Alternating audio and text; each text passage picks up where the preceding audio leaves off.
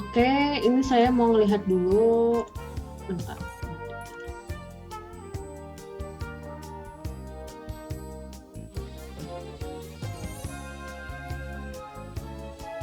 Nah, oke.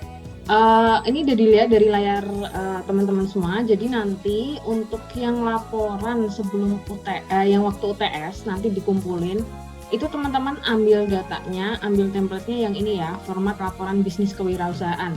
Jadi yang ini itu adalah contoh aja, contoh dari salah satu mahasiswa yang kemarin lolos sampai ke nasional gitu ya.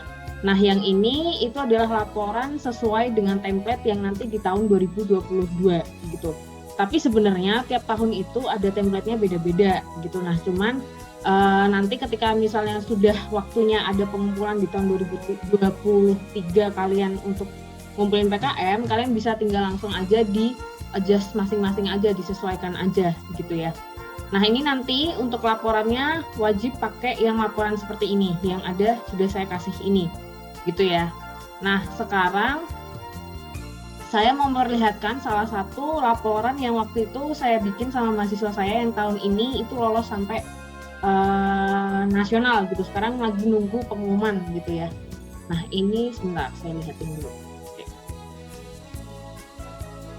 Oke, nah ini daftar isinya. Jadi nanti teman-teman bakal bikin sesuai sama yang di layar kaca teman-teman semua.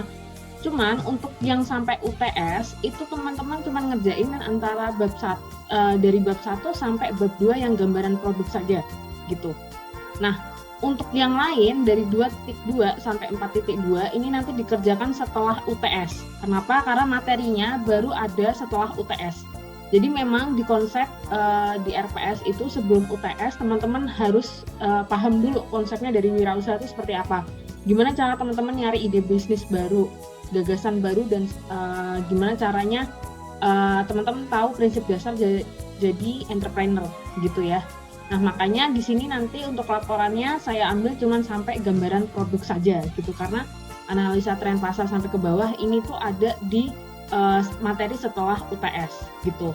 Nah, untuk yang ini saya breakdown satu persatu. Nah, ini pendahuluan. Pendahuluan yang teman-teman tulis di sini itu adalah kenapa teman-teman pilih ide bisnis yang sekarang lagi mau dikerjain gitu.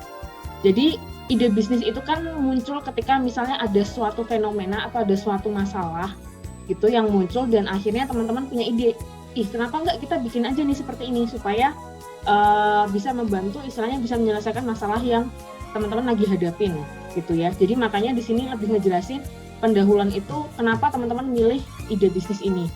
Nah, tipsnya kalau misalnya teman-teman mau bikin latar belakang di sini tuh teman-teman mulai dari yang skopnya besar dulu. Maksudnya skop yang besar seperti apa? Contoh, ini adalah mahasiswa saya bikin aplikasi tentang pariwisata untuk desa wisata gitu. Jadi spesifiknya di sini adalah apa?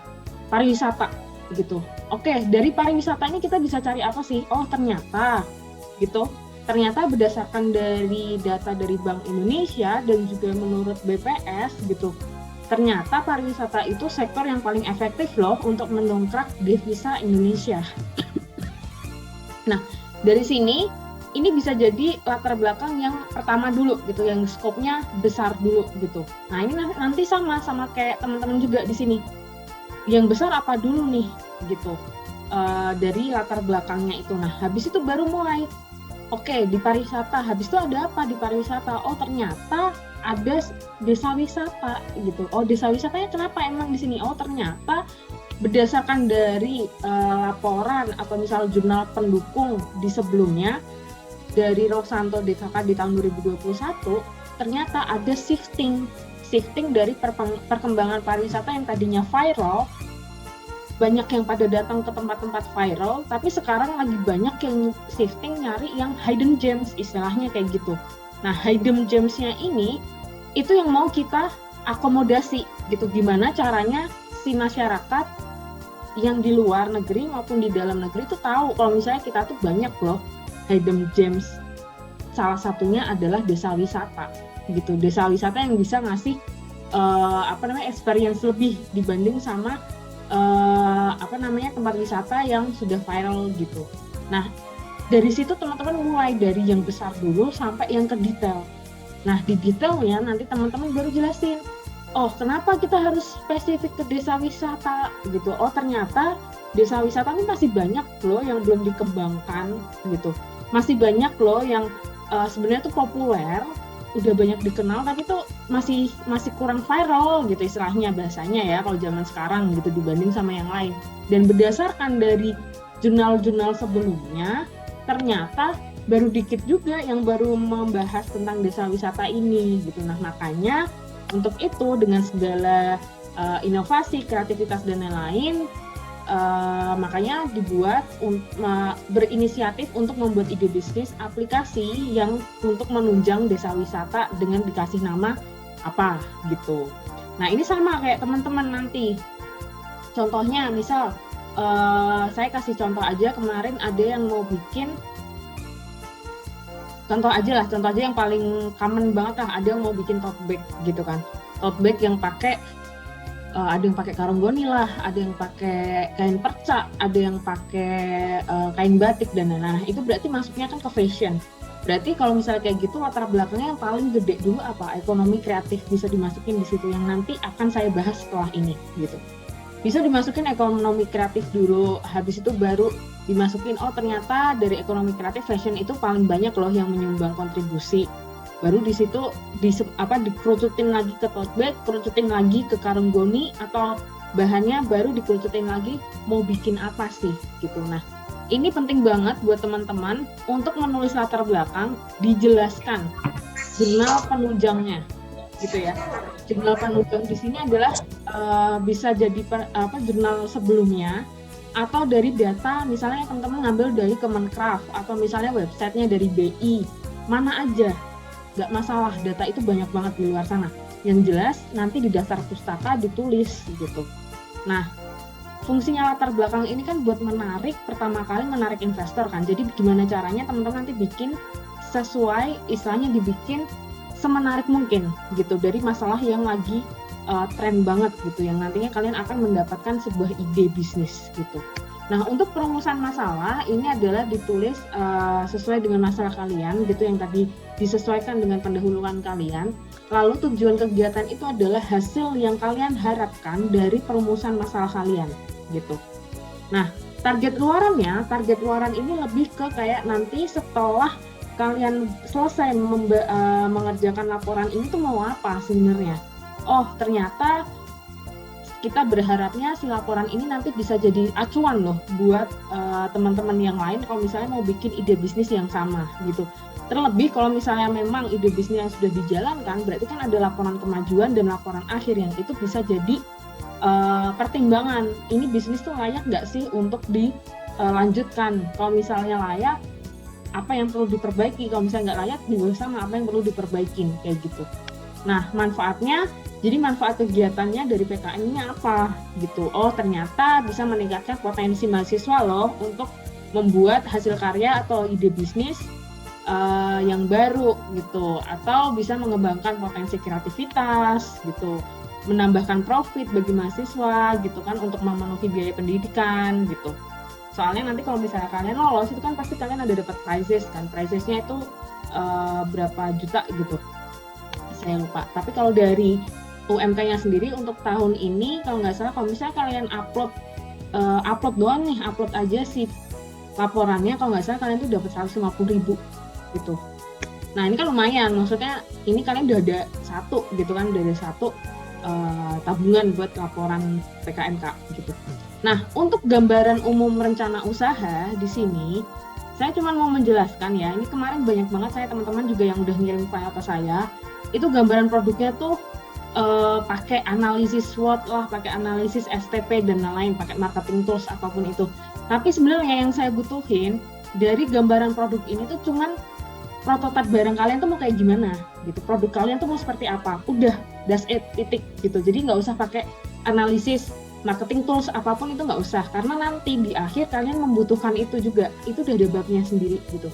Jadi ini saya mau jelasin ke teman-teman, nanti di gambaran produk silahkan menjelaskan produk kalian aja gitu. Produknya apa? Misal bikin hiasan dinding pakai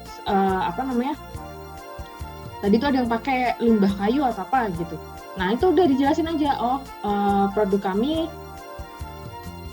adalah jam dinding yang terbuat dari limbah kayu bla bla bla bla. Nah nanti dikasih gambarnya gitu, dikasih gambar prototipenya seperti apa nanti kayak gitu.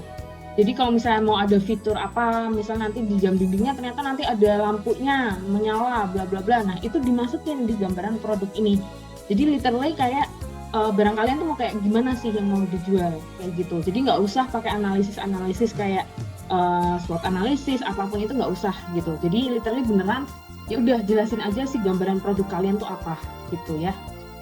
Nah baru nanti di bawah-bawah itu sebenarnya ada untuk STP-nya sendiri, untuk SWOT-nya sendiri, itu sebenarnya sudah ada nanti dibahas gitu. Ada strategi pemasaran juga, keberlanjutan usaha itu pasti pakainya SWOT gitu-gitu. Kayak gitu. Jadi ini cuman gambaran dulu ya untuk nanti kalian dikerjakan untuk dikumpulkan di UTS gitu. Nah ini kemarin tadi ada yang nanya juga di kelas lain kalau untuk yang tugas ini dikumpulinnya semua orang satu anggota, semua kumpulin atau perwakilan aja. Nanti yang ngumpulin hanya perwakilan aja. Jadi ketuanya aja nanti yang ngumpulin gitu ya. Nah, waktu ngumpulin nanti akan sama seperti kayak jamnya UTS gitu, hampir sama lah kayak perkuliahan seperti biasa, berarti minggu depan sama jam 1 sampai jam 3 gitu ya. Nah, nanti untuk soal UTS-nya yang mau saya bahas di sini, saya akan kasih 3 soal uraian saja. Nah, 3 soal uraian ini saya lebih menekankan ke konsep kewirausahaan. Dasar-dasarnya yang kalian sudah pelajarin selama berarti berapa nih? 7 minggu yang lalu ya, gitu. Nah, jawaban yang mau saya pinginin itu saya nggak butuh kalian menulis jawaban yang ketiplek kayak di PPT itu enggak, gitu. Saya maunya tuh kalian ngerjain sesuai dengan pemahaman kalian aja. Gitu, karena memang soalnya saya itu nanti cuma lebih kayak ke pemahaman kalian terkait apa gitu. Jadi bukan istilahnya ada jawaban salah atau benar gitu. Saya pengen lihat aja pemahaman kalian seperti apa di konsep dasar si wirausaha ini gitu. Ya, jadi teman-teman nggak usah bingung, nggak usah apa gitu. Kalau misalnya teman-teman kemarin ngerjain sendiri tugasnya, berkontribusi sama kelompoknya, nentuin ide bisnisnya seperti apa dan lain-lain, itu pasti nanti bisa diharap bisa kerjain kok gitu ya. Jadi terus saya mau ngejelasin terkait dengan ekonomi kreatif ini yang tadi mau saya kasih tahu. Nah ini bisa banget buat latar belakang teman-teman gitu. Saya kasih bocoran dikit ya tentang ekonomi kreatif. Jadi mungkin teman-teman di sini ada yang udah pernah dengar ekonomi kreatif atau ada yang belum pernah dengar nih tentang ekonomi kreatif gitu. Jadi sebenarnya ekonomi kreatif itu sudah banyak banget dibahas. Semenjak dulu banyak banget keluar banyak banget produk-produk lokal Indonesia yang lagi mendunia banget. Nah, terus habis itu banyak banget startup. Sebentar ya.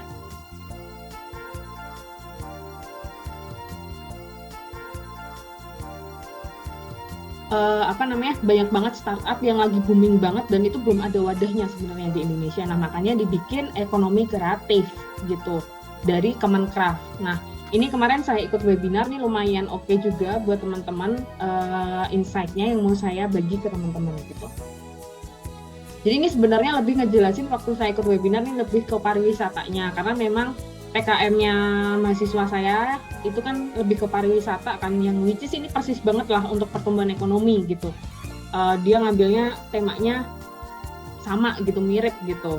Jadi pas udah ada idenya ternyata ada webinar ini, jadi saya suruh ikut aja itu.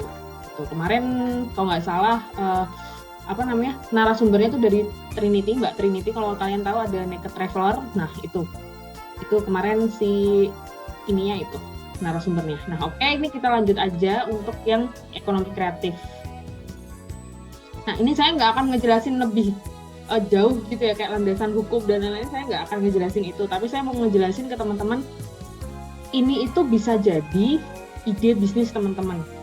Kalau misalnya kalian belum punya ide, ini PKM kalian udah punya ide pastilah udah ada gitu kan. Cuman nextnya, misal teman-teman ada kepikiran, ini saya pengen buka mindsetnya teman-teman semua di sini. Kalau di luar sana itu banyak banget ide bisnis yang bisa dikembangin dari ekonomi kreatif ini gitu. Nah, ekonomi kreatif itu apa? Ekonomi kreatif adalah perwujudan nilai tambah dari kekayaan intelektual yang bersumber dari kreativitas manusia yang berbasis warisan budaya, ilmu pengetahuan, dan atau teknologi. Gitu. Nah, ini sudah diatur dalam Undang-Undang Nomor 24 Tahun 2019 tentang ekonomi kreatif. Nah, ini teman-teman lihat aja sendiri. Undang-undangannya itu masih baru di tahun 2019. Jadi memang ekonomi kreatif ini tuh baru banget dibentuk istilahnya, masih apa ya, lagi booming-boomingnya gitu loh. Nah, dari ekonomi kreatifnya ini yang diatur sama Kemenkraf, itu tuh mereka punya 17 subsektor yang bisa diolah atau istilahnya bisa teman-teman gali lebih lanjut informasinya gitu. Jadi di sini ada aplikasi, ada game developer, ada arsitektur, desain interior, DKV, desain produk, fashion, film animasi, video, fotografi, kriya, kuliner, musik, penerbitan, periklanan, seni pertunjukan, seni rupa, televisi, dan radio gitu. Nah, ini saya mau kasih highlight istilahnya contoh kalau misalnya teman-teman punya hobi apa nih dan itu bisa dikembangin jadi bisnis, itu bisa masuk ke salah satu sektor ini, subsektor ini. Nah, saya mau highlight yang fotografi gitu. Buat teman-teman yang istilahnya punya hobi buat fotografi gitu kan, sekarang itu lagi banyak banget. Sebenarnya nggak dari jadi zaman saya lulus dulu sih sebenarnya. Itu shifting banget foto studio. Buat foto wisuda itu sekarang udah nggak di studio lagi gitu. Mostly sekarang tuh banyak yang pingin foto wisuda itu yang estetik, yang istilahnya mirip banget lah, vibes-nya itu kayak pre-wedding gitu, yang di lingkungan kampus kayak gitu. Nah, coba kalau misalnya teman-teman punya ide, ya punya hobi atau bisa melakukan itu, kenapa enggak gitu dipakai untuk sekarang gitu. Apalagi kan sekarang kalau nggak salah UMK kan wisudanya dari kemarin kan pakainya drive-thru ya, kayak gitu. Jadi itu lebih apa ya, kayak itu bisa jadi salah satu peluang usaha teman-teman juga gitu. Sebenarnya banyak banget yang bisa teman-teman olah dari 17 subsektor ini gitu. Kalau misalnya kemarin kayak bingung nyari idenya gimana ya dan lain-lain, nah ini adalah salah satu bisa dikembangin nextnya gitu. Nah, for your information aja, ternyata kontribusi industri kreatif di Indonesia itu menempati peringkat 3 loh di dunia.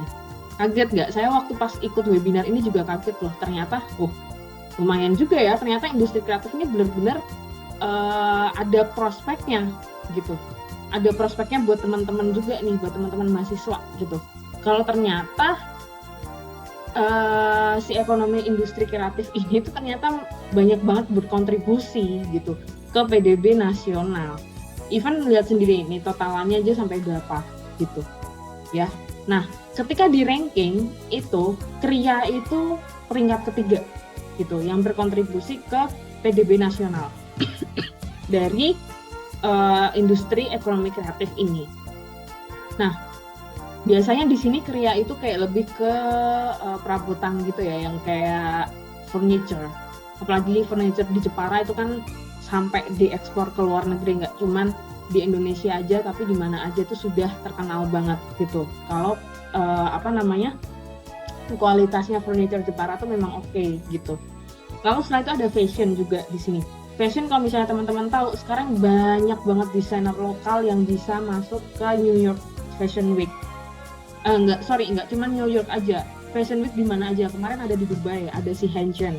Terus misal ada di New York itu juga ada lokal brand yang benar-benar yang tadinya saya nggak tahu, tapi ternyata mereka bisa loh masuk ke New York Fashion Week gitu. Jadi ternyata memang industri fashion di Indonesia tuh juga menyumbang paling banyak untuk PDB nasional gitu.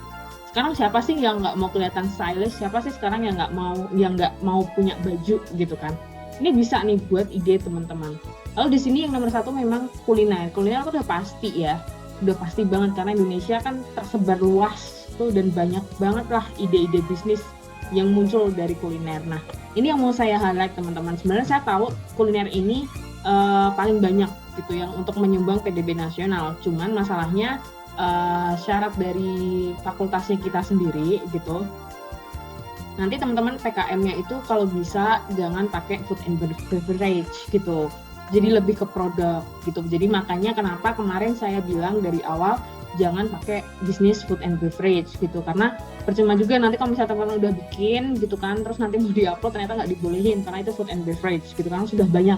Dulu tuh kalau nggak salah baru di tahun 2021 saya pertama kali masuk UMK jadi dosen, itu baru banget ada peraturan misalnya jangan pakai food and beverage untuk PKM gitu. Nah ini cuman ekspornya aja, jadi ekspor beberapa lah ini. Nah ini saya mau ngelihatinnya tuh lebih ke sini.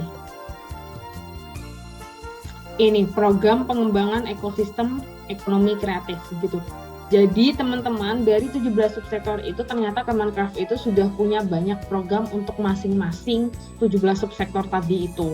Gitu. Jadi kalau misalnya teman-teman punya ide apapun itu bisa cek aja ke websitenya Kemenkraf. Siapa tahu nih ada program-program tertentu teman-teman punya ide bagus bisa disubmit gitu dan bakal dapat pendanaan kayak gitu. Jadi ini cocok banget lah buat teman-teman yang pingin banget punya bisnis setelah nanti kuliah gitu kan, atau misalnya pada saat kuliah ini bisa banget buat ide teman-teman, bisa jadi join komunitasnya untuk pengen tahu apa sih yang lagi berkembang gitu di lingkungan masyarakat gitu kan. Nah ini teman-teman bisa cek aja langsung ke websitenya Kemenkraf gitu. Nah itu aja sih, kalau misalnya kemarin tuh memang saya ambilnya mahasiswa saya ngambilnya pariwisata gitu, karena memang itu yang tadi saya yang ditaruh mahasiswanya di pendahuluan, kalau memang itu adalah pendongkrak devisa paling banyak di Indonesia, dan sekarang kan lagi gencar-gencar banget kan, nggak cuman Bali. Kalau Bali mah everyone already know about Bali gitu, tapi kalau misalnya thinking about Mandalika atau misalnya kayak Danau Toba itu kan orang-orang kan jarang juga, orang mancanegara kan masih banyak yang bingung ini apa sih gitu-gitu kan. Jadi makanya sekarang lagi banyak untuk mendongkrak pariwisata selain Bali gitu. Oke, nah itu sih untuk ide teman-teman aja untuk buka usaha, atau misalnya kasih pengetahuan luas lah buat teman-teman kalau misalnya di luar sana tuh ada ekonomi kreatif loh ternyata kayak gitu. Oke, selanjutnya saya akan mau tanya masing-masing kelompok gimana progresnya untuk laporannya gitu. Oke, kelompok 1 ada Mbak Siti Umayyah, Akhlainu, Siti, Linda, Mislahul, Ella. Boleh diceritakan bisnisnya apa Mbak yang mau dibuat? Ide bisnisnya apa? Assalamualaikum warahmatullahi wabarakatuh. Waalaikumsalam. Hari tadi satu untuk di mana putus-putus Mbak, suaranya putus-putus, saya nggak denger gitu. Sinyalnya agak coba cari tempat yang mungkin lebih ada sinyalnya. Videonya nggak usah dihidupin, jadi biar sinyalnya ini biar nggak terlalu berat.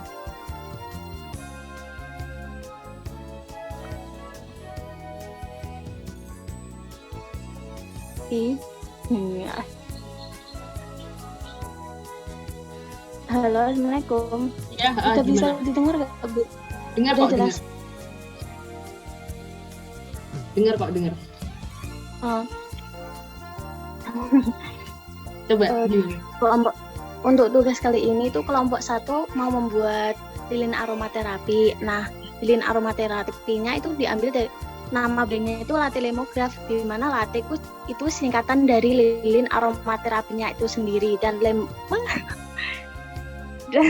dan lemograsnya itu diambil dari kata serai. Nah, brand kami atau produk kami itu mempunyai pembeda, di mana itu bahan yang digunakan itu terbuat dari bahan wadahnya itu terbuat dari sisa atau limbah dari potongan gergaji kayu yang kecil-kecil itu. Nah, untuk aromanya itu terbuat dari aroma serai sih.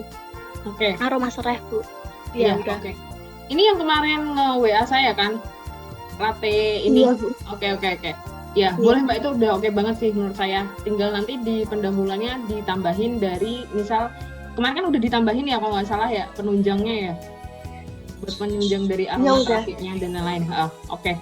udah oke sih, tinggal nanti dilanjutin aja kalau misalnya udah oke, nanti bisa langsung dilanjutin untuk yang selanjutnya seperti apa, gimana cara misalnya Mbak Linda ini sama teman-teman memasarkan itu target market, targetnya siapa, STP-nya, terus misal swotnya siapa, swotnya kayak gimana, kayak gitu ya.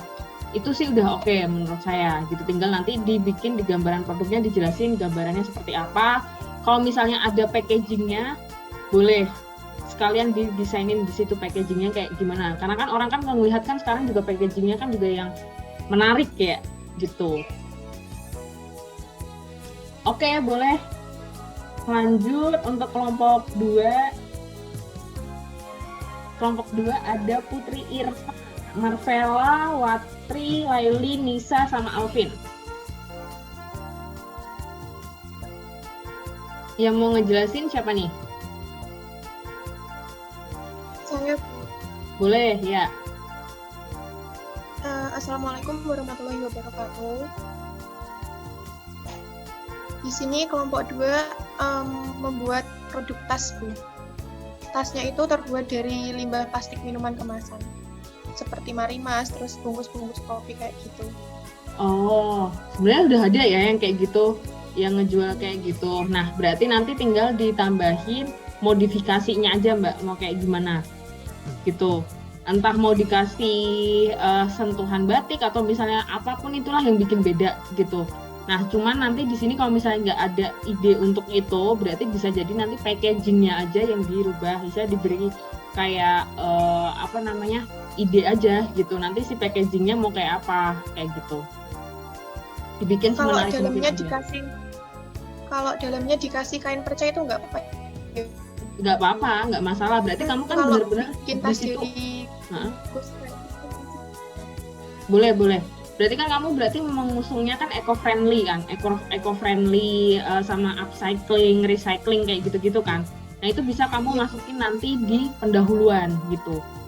Nah itu nanti bisa jadi one of strength-nya kamu juga nanti dimasukin di SWOT analisis kamu gitu. Itu aja sih. Oke, sudah oke kok. Boleh lanjut. Oke, sekarang kelompok 3 ada Linda Anjani, Sinta Priscila, Marensa, Sofia, Petra, Titik, sama Dani.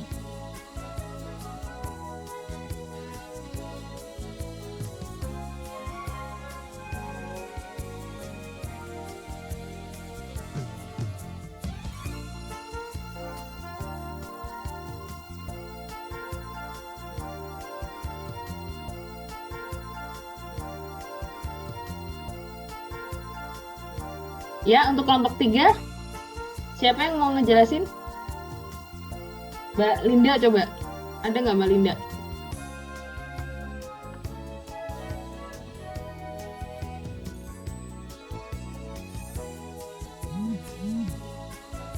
Atau Mbak Sinta? Mbak Sinta boleh dijelasin?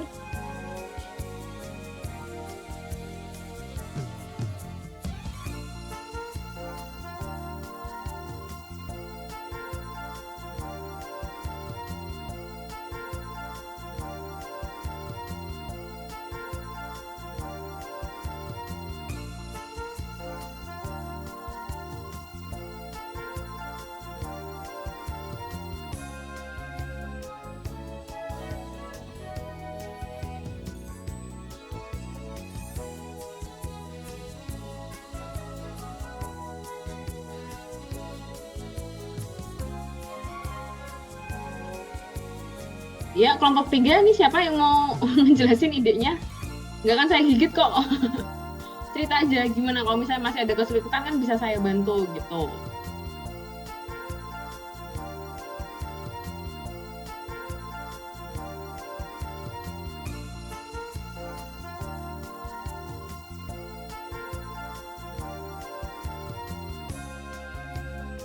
Oh, suaranya nggak keluar. Mungkin mungkin temannya yang lain kali, Mbak Linda. Temannya yang lain ada yang bisa ngejelasin nggak? Dibantuin nih Mbak Linda nih.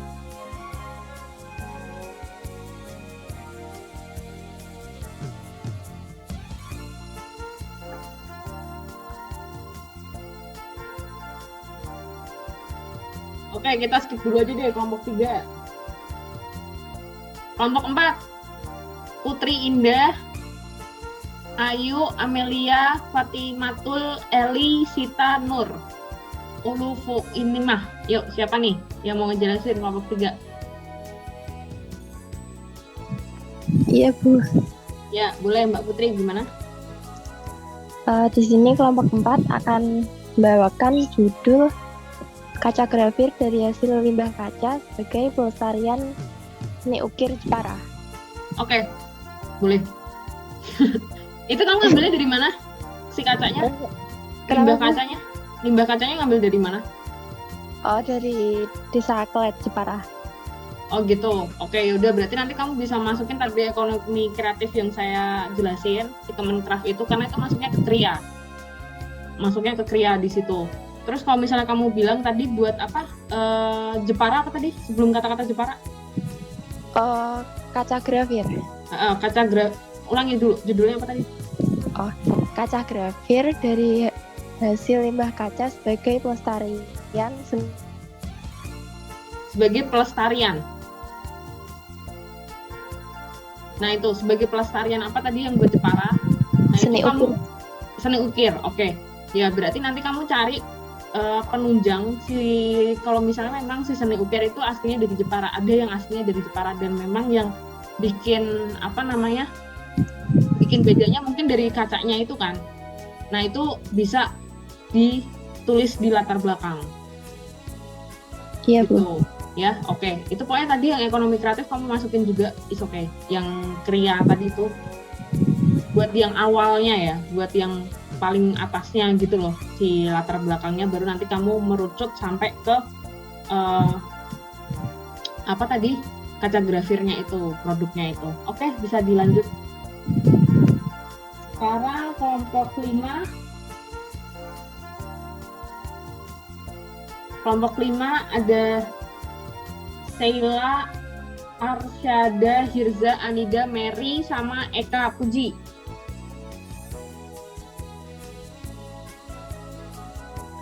Assalamualaikum warahmatullahi wabarakatuh. Ya, gimana Mbak? Mau buat itu cover buku dari kain perca, tapi tidak sepenuhnya dari kain perca. Cover buku? Ya. Cover buku tuh berarti, bentar, bentuknya kayak gimana? Bentuknya itu ya kayak sampul tapi dari kain dia. Oh, paham. Berarti bentuknya kayak sampul plastik, tapi ini bikinnya dari kain perca gitu? Ya. Oh ya, oke, bisa sih. Nah nanti kain percanya ngambilnya dari mana suppliernya? Dari tetangga Bu ada. Ada? Oh ya, oke. Berarti nanti jahit sendiri? Bentuknya berarti nanti dijahit sendiri apa gimana? Ya dijahit sendiri bisa. Oke, bisa sih Mbak itu dibikin. Itu berarti masuknya kalau di ekonomi kreatif bukan KRIA sih. Bentar.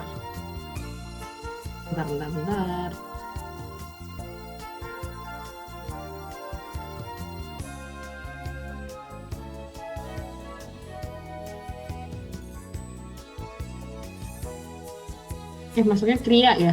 KRIA apa desain produk ya? Tapi bisa sih itu dimasukin.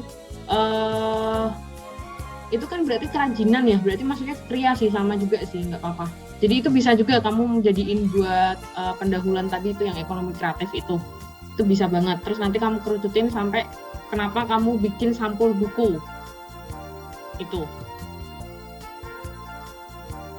Ya Oke, baik. Bisa.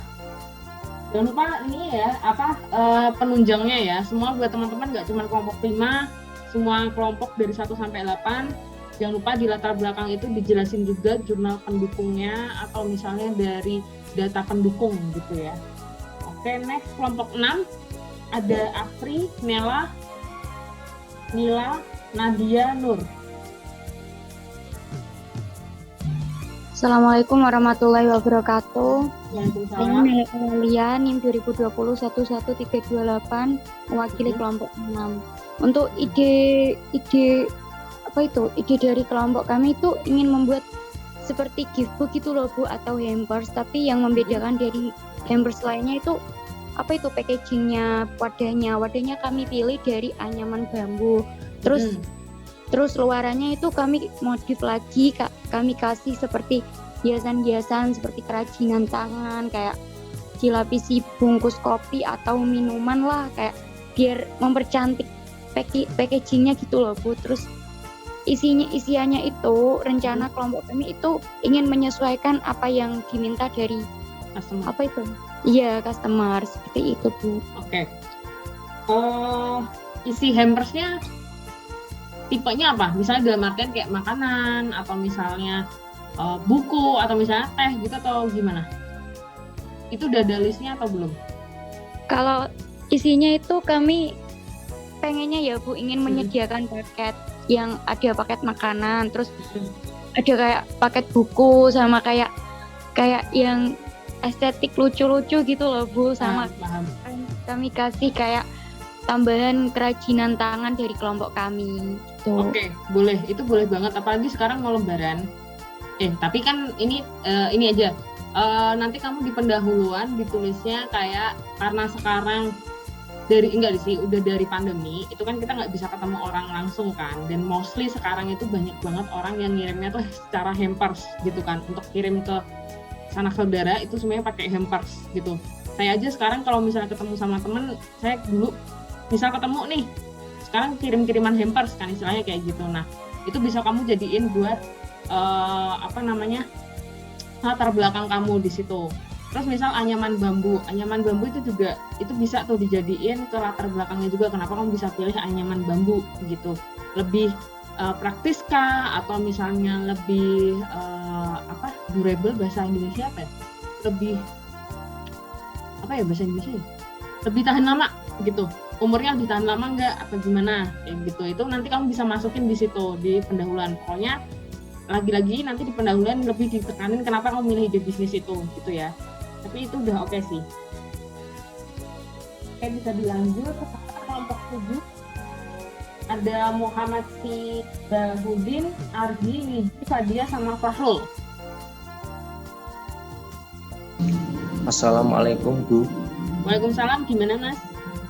Jadi kami mengusung konsep ingin membuat tote bag dengan bahan tote bag. Oke. Dengan bahan pelepah pisang. Nanti kami menghiasnya dengan motif batik. Oke. Boleh sih, boleh Mas. Itu juga oke sih. Yang penting tadi lagi itu karena itu masuknya fashion, kamu bisa masukin yang ekonomi kreatif, dan fashion itu peringkat 2 untuk kontribusi di PDB nasional gitu. Nah itu kamu cari datanya dulu di Kemenkraf. Habis itu kenapa kamu milih bahan yang kamu pilih itu, sama kenapa kamu pilih motifnya itu batik gitu. Jadi nanti mengkerucut gitu sampai akhirnya kamu menemukan ide bisnis ini gitu ya. Jadi nanti dicari juga kenapa kamu milih tote bag, karena kan banyak banget kan fashion itu sebenarnya banyak banget, gak cuma tote bag gitu. Nah itu dikasih tahu juga kenapa kamu pilih tote bag. Siapa tahu kalau misalnya memang kamu mau ngejualnya buat usia-usia produktif kayak remaja gitu ya, berarti kan karena supaya buat sekolah atau misalnya buat les kayak gitu-gitu yang lebih fungsional selain gitu. Boleh, silahkan dilanjutkan. Sekarang kelompok 8. Ada Mahfiratun, Arif, Rista, Dina, sama Muifatul. Perkenalkan, nama saya Rista Amanda Putri dengan NIM 2020-11396. Di sini sebagai perwakilan dari kelompok 8. Kelompok 8 akan membuat sebuah usaha, yaitu flatsheet dari hasil limbah serbuk kayu, Bu. Ya. Ini Mbak Rista yang nge-WA saya kan? Iya. Ya, oke. Udah sih Mbak, udah oke. Nanti kamu tinggal ditambahin lagi aja kalau misalnya ada yang perlu ditambahkan yang buat pendahuluan ya. Karena tadi kan saya ngasih ide buat ekonomi kreatif dan lain-lain. Nah, itu bisa dimasukin juga gitu nanti di pendahuluannya Mbak Rista gitu ya. Iya, Bu. Terima kasih. Oke, sip. Sekarang lanjut, tadi kelompok berapa yang belum? Kelompok 3, Bu. Ya, boleh. Yuk, kelompok 3. Assalamualaikum warahmatullahi wabarakatuh. Nama saya Dani Hermawan dari kelompok 3. Ya. Kami mempunyai ide untuk membuat bunga hias dengan vas bunga yang terbuat dari kardus dan goni, Bu. Oh, oke. Berarti istilahnya lebih ke bikin ke flower bouquet ya? Ya, Bu. Oke. Yang bedain apa dari flower bouquet lainnya selain kalung goninya? Aduh. Ini bingung ya? Ya oke, nggak apa-apa sih. Sebenarnya si kalung goni itu kan juga part of dari flower bouquet-nya, itu kan dari kreativitasnya si flower artisnya kan. Itu juga Ya. kalung goni sebenarnya udah masuk di situ ya. Mungkin berarti nanti kamu lebih ke menekankannya. Sekarang kan kalau flower bouquet itu kan banyak banget yang pakai plastik, tau nggak? Yang di depannya lagi ada plastiknya gitu loh. Ya, Bu. Nah, itu berarti kamu jangan pakai itu gitu. Jadi itu bisa kamu jadiin buat pendahuluan kamu. Pendahuluannya apa? Berarti di situ kamu bisa mengurangi limbah plastik gitu. Nah, Ya, terus kan. mungkin idenya kalau buat kelompok 3 tadi biar nggak cuma flower bouquet doang, mungkin kamu bisa kasih custom greeting card. Buat misal si customernya mau bikin apa nih kata-katanya kayak gitu-gitu. Nah, itu kamu bisa bikinin juga customnya di situ sesuai dengan permintaan customer. Gitu. Baik, Bu. Ya. Makasih. Ya, boleh, bisa. Jadi nanti tinggal dicari ininya ya, latar belakangnya, data pendukungnya juga gitu kan. Gitu, jangan, pokoknya buat kelompok 1 sampai kelompok 8 nanti di latar belakang jangan cuma bilang karena ini lagi tinggi demand-nya, kebutuhannya, lagi viral, lagi ini. Jangan kata-katanya kayak gitu doang, tapi saya mau ada penunjangnya.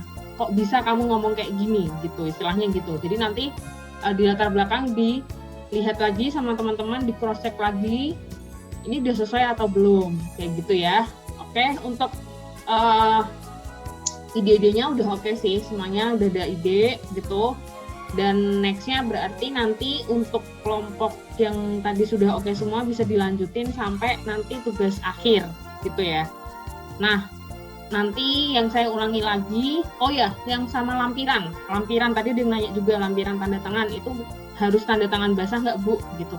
Sebenarnya saya itu mempermudah kalian supaya nanti jadi gini, kan itu kan si PKM ini kan sebenarnya masih tahun depan gitu. Masih, saya nggak tahu pendaftaran masih tahun depan atau misalnya akhir tahun ini gitu kan. Jadi nanti kalau misalnya udah susah dicari, itu kan udah ada tanda tangannya gitu. Jadi nggak perlu kayak ketemu lagi atau gimana, jadi tinggal tinggal ketua kelompoknya nanti tinggal upload aja gitu loh. Jadi saya mempermudah dari sekarang buat teman-teman, mending tanda tangan basah langsung. Nah, tanda tangan basahnya gimana? Biasanya itu di print dulu, terus ditanda tangan, terus baru di scan gitu. Nah, di scan-nya nanti yang rapi kayak gitu biasanya ya. Kalau misalnya yang kemarin-kemarin kayak gitu. Ini saya coba contohin yang punya mahasiswa saya.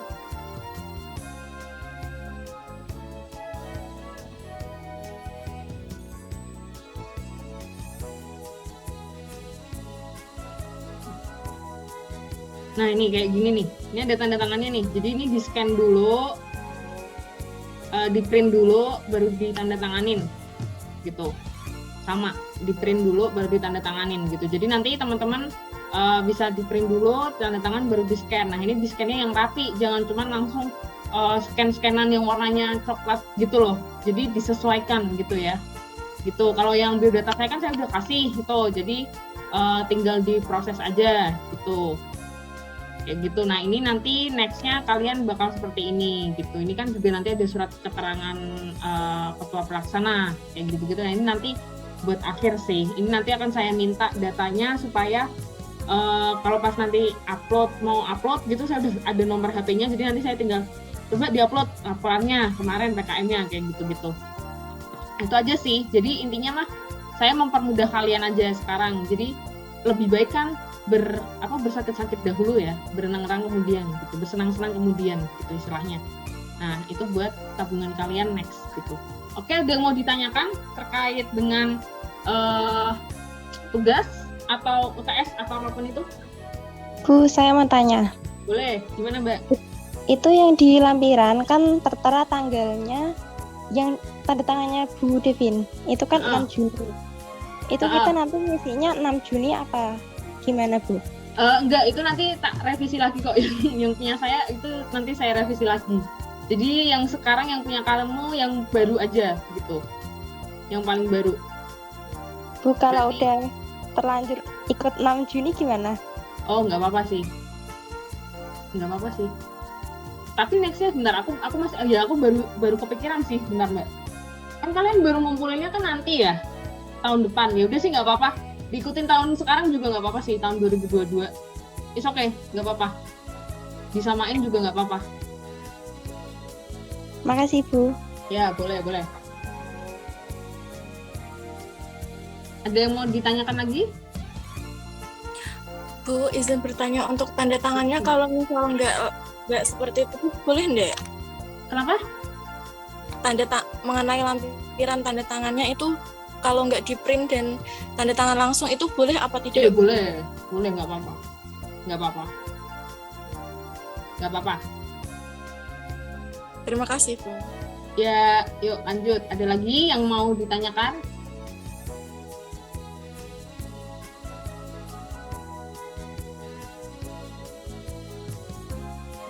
Kalau misalnya tidak ada yang ditanyakan, saya akhiri dulu kelas hari ini, gitu. Semoga puasa kalian lancar hari ini, dan semoga kita bisa ketemu lagi. Ya pasti ketemu sih. Ketemu lagi nanti setelah UTS, kita belajar lebih dalam lagi tentang laporan selanjutnya gitu. Nah, nanti setelah UTS itu sampai nanti UAS gitu, sampai nanti kalian sebelum presentasi bisnisnya kalian apa itu, pokoknya kalau misalnya ada yang bingung, ada yang mau ditanyakan, itu langsung WA saya aja gitu. Apalagi nanti misalnya yang paling bingung, yang bikin bingung pasti nanti finansialnya, gimana cara kalian bikin cash flow, gimana cara kalian menentukan bahan bekas pakainya dan lain kayak itu kayak gimana kayak gitu.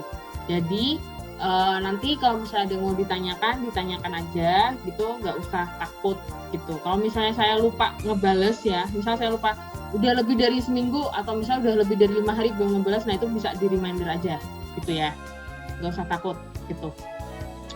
Udah itu aja sih dari saya. Terima kasih. Wassalamualaikum warahmatullahi wabarakatuh.